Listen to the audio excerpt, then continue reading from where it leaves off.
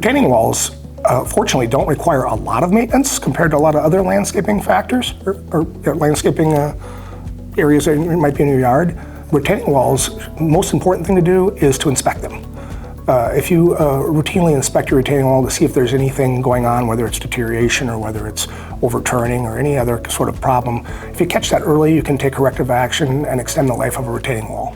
Another really important factor in extending the life of a retaining wall would be water management.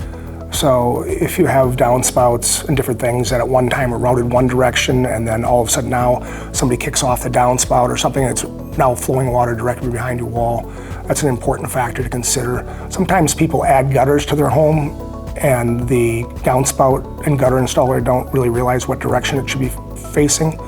And it shouldn't be dumping right behind the wall. So that's another really important factor in terms of doing maintenance on a wall.